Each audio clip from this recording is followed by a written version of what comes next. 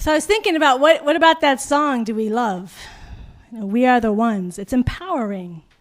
We feel empowered. It's not just the world is happening to me. I have no choices. My conditions are more powerful than me. That we are each made in the image and likeness of God.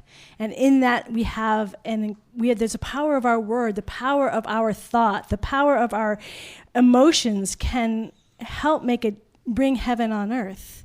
That we don't have to just be receivers of conditions, we can be the creators of conditions. And how empowering is that we don't give our power. I love in Stephen Covey's 7 Habits of Highly Effective People, that he talks, one of his principles is the locus of control is not out there, it's in here. That if we're going to be effective, we have to start with realizing where that power starts from, and that's within us. So the theme this month has been the many faces of God, and today it's saints, gurus, and master teachers. Since some of you weren't here, I'm going to do a quick synopsis of where we've been. The first week, I was really looking at the I am, so looking at our habit patterns that we've had since childhood, because we're made. What makes us solidified are these habit patterns. It's impossible not to have habit patterns, that we do the same things over and over, and that's what makes us us. If we didn't have any habit patterns, if we had 0, we would just be all over the place. So to understand, to begin to know how God is showing up as us, it's nice to start understanding the title of the first talk, and I recommend it just in general, not just for 1 week, is Know Thyself. And to really look at the things that we've been doing over and over in our life that really says a lot about who we are. The following week, I talked about that we each have these qualities of God, love, joy, and peace, and then I was talking about a secondary quality that we have been expressing, that these habit patterns have been expressing our whole life. So that is actually God's purpose as our life. That when people are looking for their purpose, it's not an activity that we're doing externally, it's who we came here to be. So to give an example, I was using my mother, but I don't want to keep using my mom, I'll use me. Poor mom, I'm thinking, what if she listens to these talks? No, I'm kidding. So I'll stay safe and stick with me. So I've always been reflective, and that's been part of a habit pattern that I have, and there's a quality that I'm attracted to in terms of, I would say, wisdom or understanding, that I've had a longing to understand things, and love. So love is a pervasive quality, and wisdom is an expression of that, and my habit patterns have reflected that. So I invited people to look at both what of your habit patterns have you been doing since childhood, and what qualities, positive qualities, have they been expressing, and that tells you what your purpose is. I say it a lot, and I'll say it again because I think it's so important. Ramana Maharshi says people spend a lot of their lives trying to figure out what their purpose is when you're already living your purpose. You can't help but live your purpose. You've been living it your whole life. That these habit patterns have been reflecting certain qualities of God that you've been expressing because you can't help it. So I'm sorry, if you can also take workshops on finding your purpose, but it's really easy just to look in your childhood. Then last week I was looking at the I, thou. So the first week was I am. The second week when we're looking at the qualities of God, that would be the third person, God is. And then last week it was I, thou. And I was talking about how so many people on the spiritual but not religious path have moved away from the I, thou. We felt its limitations, the separation. And so I just invited us to play with and just what it would feel like to return to it, but from a more expansive view. Not that we're separate from God. The infinite self and the finite self all are contained here within my experience. So my finite self opens up to God. And I invited us to look at God as Mother, Father, God, just to experience what it would feel like to have a healing, loving relationship. And I shared about when children are hurting, we as adults feel incredible, like, no, we don't want it, stop. We feel this intense care and passion. And what if we realize that's how intensely God felt about us? That this Mother, Father, God presence, that any time we're sort of going off track, no, because I love you, that every one of us is loved here, just like every child is loved. Every child doesn't know that they're loved. They have parents who cannot maybe show that they're loved, or their circumstances or conditions, they may not even have parents. But you bring any child in front of this group of people, and they're going to know they're loved, that there's not anything inherently wrong with any child in the universe, and there's not inherently anything wrong with anyone sitting in this room, that every one of us is completely, passionately, and intensely loved. This week we're looking at, so as we are each loved passionately, we are each here to become fully who we are, that the divine, and I was saying that the pain comes from our free will. So we have this free will.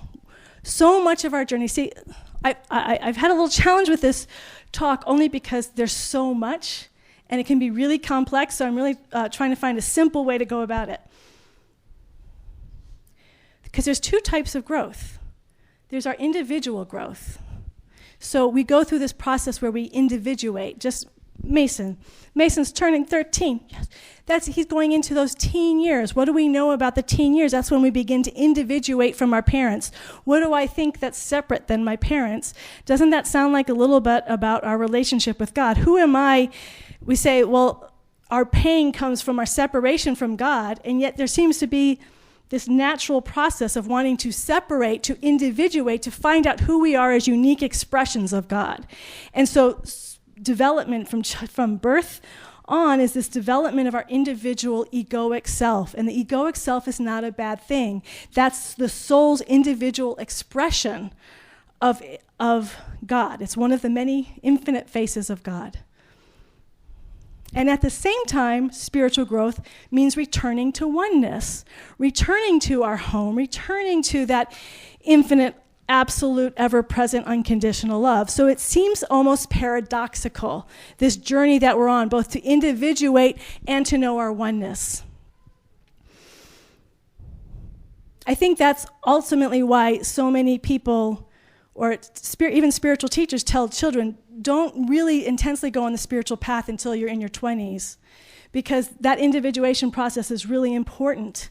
It's not the time to be returning to oneness or it can be part of it, but it's really, there's an important process in individuating. Carl Jung really talked about that otherwise we're just conforming to the world around us and we don't know who we are as individual images and likenesses of God.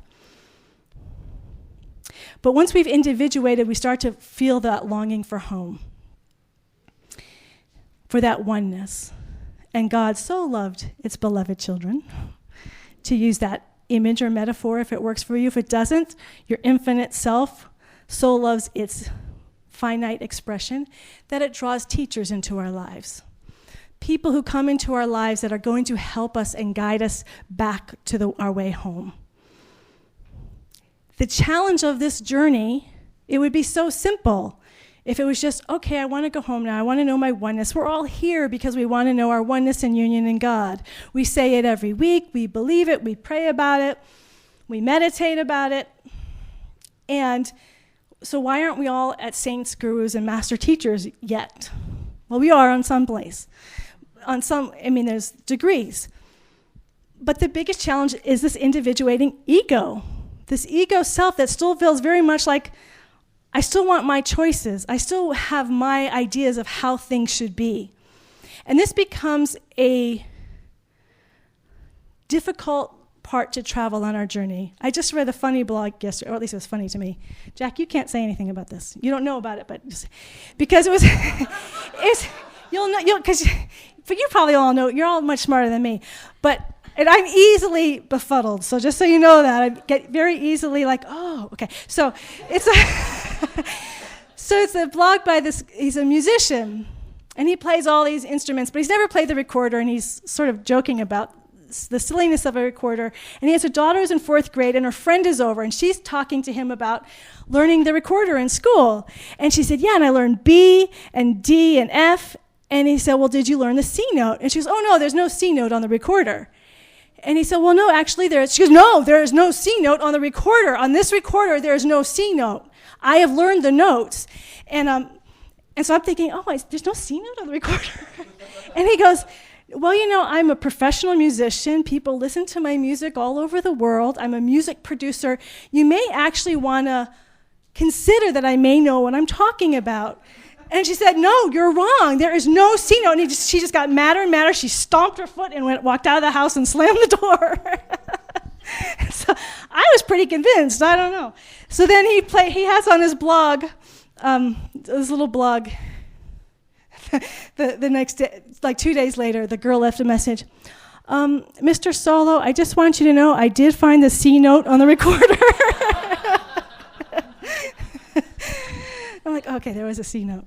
And his point in the blog is that our ego can block us so much from just being open to other people's wisdom. We're so sure that we know that we can have our little temper tantrum, and it's not until we surrender. He said the more we're surrendered, the more that wisdom can flow through us. I thought that was a great metaphor. And what each of us needs is different. What's different about a community like this, many of you may identify, not all of you, I think there's 3 different categories. People who identify themselves as religious, people who identify themselves as spiritual but not religious, and I would call myself spiritual and religious, both. But generally the reason why we say spiritual but not religious is because what drives us, what excites us is this oneness, there's the spiritual essence of life. But nobody here, if we said, what is our path? Everybody here is a different path. If I asked everybody what are the 5 most meaningful books or teachers that you've had in your life up until now, everyone's going to have it. We've actually done that in 2 different classes. And usually there's maybe 1, almost never 2 books and teachers that cross. There's that much variety in this room of the people who are inspiring you. Some of the common ones are like Deepak Chopra and Wayne Dyer, but it's amazing that even those mainstream ones, people have very unique paths. If you go into a Christian church, you're going to hear the primary teacher is Jesus and my primary book is the Bible, generally. Or if you go into a Muslim, Islam, Quran, and Muhammad, and the Jewish, Buddhist, Hindu, if you go into a strictly one religion community, you're going to find a lot more homogeneousness. In our community, there's not a lot of homogeneity. What's the opposite? Heterogeneous?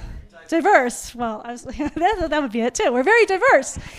What draws us here, we all have these different things people and books that motivate us, and that's what I love about it here. That's what draws me, because then we know we're on this greater path of both waking up to our oneness and at the same time allowing ourselves to be unique, to follow those unique teachers. And where we are on that path, what our needs are all going to be different in this room. So I said in my, for those of you who get the email, I said in my email to consider who have the teachers been that you would consider that are inspiring you now, books that you're reading, teachers that you're listening to on YouTube, and what do they have in common? That was one of the big wake-up calls for me. I had 3 main teachers, Yogananda, Jesus, and Shunryu Suzuki, 3 different religions. And I remember it finally dawned on me, well, what do they have in common? Why do I have these 3 teachers? And that was very enlightening for me to say, why are these 3 specifically my teachers? And I invite you to ask that about yourself. The teachers that you've looked at, the books that you've read that have inspired you, there's a reason why these specific people are inspiring you that are specific to you, to your spiritual journey. They are here to give you a definite message. So it is all one, and yet we all have a specific journey that we are looking for, that we are wanting to cultivate. So we have the habit patterns of who we have been, but we're also becoming. And these spiritual teachers, these people who are a little bit further along the path than we are, they are our way showers. They're telling us something about who we want to become, how we want to move our life in that direction. So it's not just bland oneness, but it's oneness that looks and feels like this. And they're going to play different roles in our life. So some of them are just teachers that come and go. And then there's spiritual teachers that are there for, I think, our whole journey. I don't I don't have a lot of dogmas, and this is definitely not a dogma or a belief. I've heard people say it as something to consider, that we all have our own guides and angels. I definitely have my teacher. I don't know if that's a general, if everybody has a teacher. I'm not going to, I think to make universal statements because of one person's experience is makes me nervous. But I can say that I've had a teacher my whole life, Jesus the Christ. And part of the important teaching that he gave me was the Christ was not limited to just Jesus. And that was a big reason why Yogananda and Shunryu Suzuki came in to be teachers, to say they are the Christ as well. So to find those teachers on the other side of the veil or on this side of the veil who are not just books that you're reading, not just classes that you go to, but spiritual teachers given, because God, when we say God, Mother, Father, God is still an anthropomorphism. This infinite God is beyond any concept. It's beyond anything we could ever describe qualitatively. And anyone who's had any sort of mystical experience, once you've had it, you can't articulate it because it transcends articulation. So these teachers come to be examples to us, to be able to relate to, because if it was just pure abstraction, something so far beyond us, we would have a hard time knowing how to travel. This was Yogananda's point. The reason for a guru, he said, because guru is what they call spiritual teachers in Hinduism. I don't want to get distracted by the cultural version of guru. And his point was a guru is a certain embodiment of spiritual principles. So the principles aren't just something you read in a book, you actually can experience it in people. And you have Zen masters and in different traditions, mystics, saints. Who they are is to say these spiritual principles. That doesn't mean they're masters over everything. They have mastered spiritual principles, and that starts to give us an example of where we are going. So everyone here, I'm asking you, who have been teachers in your life? And then even going further, are there beings or on this planet now or on the other side who you feel have been guiding you your whole way? And it's a wonderful thing to spend time by yourself asking that question if you don't know the answer, just to ask, do I have teachers? Do I have guides? People do all sorts of processes to discover that.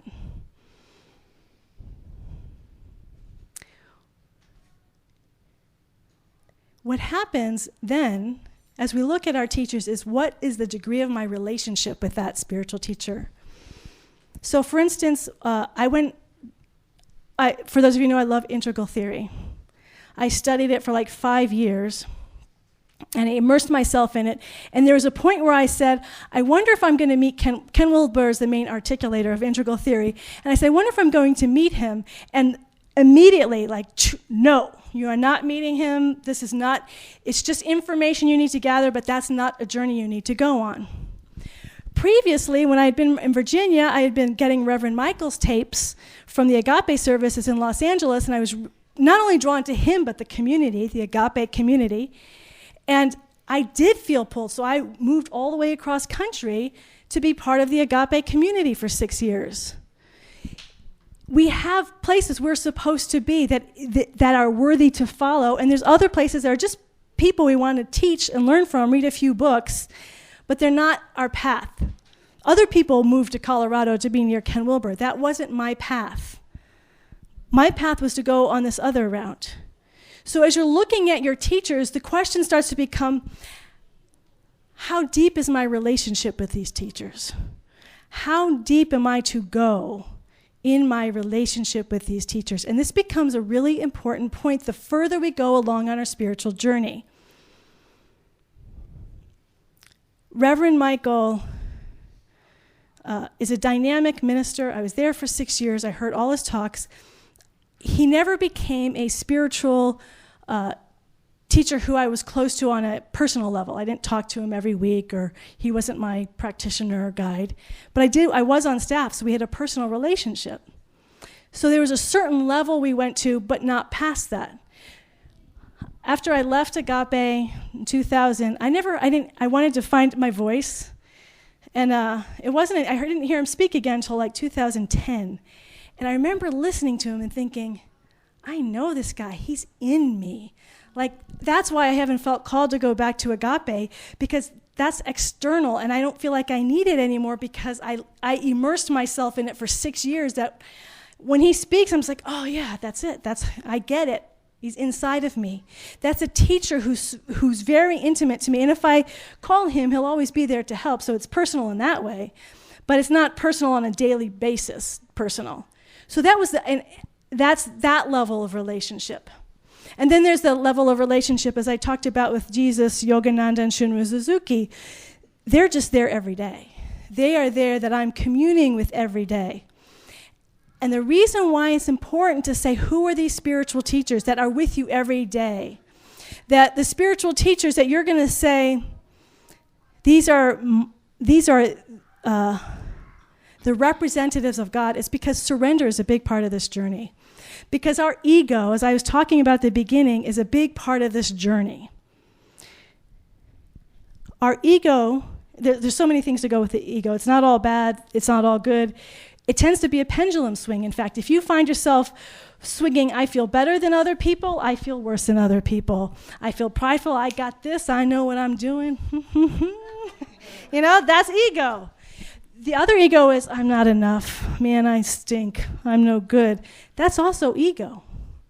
That's human identity. And we have degrees. Sometimes it's really prideful and really low, and sometimes the pendulum is more subtle. But if you watch it throughout the day, you will watch your ego go back and forth. I feel better than my coworkers and my family. I feel less than. I feel worse. I feel terrible. And it's just going back and forth. That's the ego's game. The spiritual teacher, the one that you are working with on a regular basis in your internal world, is going to be that who is going to help you move past that. And it is a difficult journey. Being on the spiritual path is a difficult journey the further you go, because there's going to be things that you need to surrender that you don't want to surrender. The reason why we don't want to let go of our ego, the reason why it's hard to surrender, is because there's a lot we still really like. There's still a lot of things that we're really attached to. There's still a lot of pleasures that we get from being in this world. Empowerment, I'm in charge, we are the one, man, I'm the one. That's fun. It's really fun to feel that way and to feel strength and empowered in that way. But if humility isn't on the other side of that, if humility isn't on the other side of that exact same coin of, I got certain mastery. Actually, I was listening to the whole service up until now from this standpoint, because we had Reverend Michael talking about humility and soul force. And that's the dance that we are doing. We want to shine our light. We want to be an energetic, positive force on this world to bring light. And at the same time, we want to be humble and say, it is not I, but the Father, Mother, God, infinite self within me that is doing the work. And it's that incredible paradoxical that the human mind can't go there. Shunryu Suzuki always says, if it's not paradoxical, it's not true. We're in this journey of total surrender, of allowing ourselves to be used, to be a vehicle of the divine to move through, and at the same time to shine our light, to stand in what we know. And that's a hard thing for our ego to do on its own. Actually, I think it's impossible.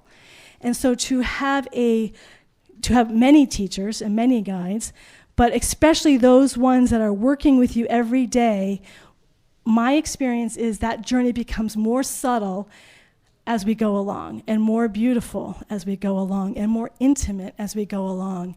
And to know that we can, when we feel not enough, still feel completely enough. When we feel better than, feel totally humble at the same time. All those things that our human mind can't wrap itself around, we can start to experience when we go to those deeper levels on our spiritual journey. We are each here to be a unique emanation of God. And what I believe and have experienced for myself is the more I give myself, the more I surrender my will to this infinite love intelligence of the universe, the more I let go of all my attachments and all my resistances, I actually become more my unique self. It's the divine paradox. The more I give myself to the one, I don't become a blob of vague absolute God terms, I actually become more individualized. I become more of my unique self the more I give myself to the one. Who our spiritual teachers are, I think, is some of the most heartfelt, enjoyable, beautiful parts of being on the spiritual journey. As I was sitting over there listening to service, not sure what I was going to say, but what I can say just for myself. Every morning, every morning I do my spiritual practices. I'm sorry, I got a tickle in my throat.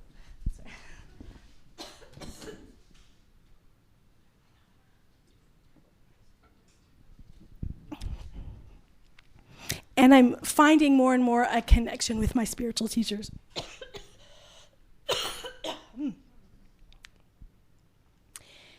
I had Yogananda and Shunryu Suzuki, who I've been studying with for so long and will continue to do so. But for most of you know, a few years ago I found these monks on Mount Athos who I never heard of. And as I started reading them, I thought, now I feel like I'm at home. There's nothing different that they're saying that Yogananda and Shunryu Suzuki aren't saying. But for this unique one face of God, it fit. It was like this moment of, I fit here. And it shifted me in a way that I can't explain, but it is the greatest joy that I have to every morning sit and read these books and journal and commune with these spiritual teachers who are guiding me and teaching me about my spiritual journey in a way that I've never been guided before. Who our spiritual teachers are important.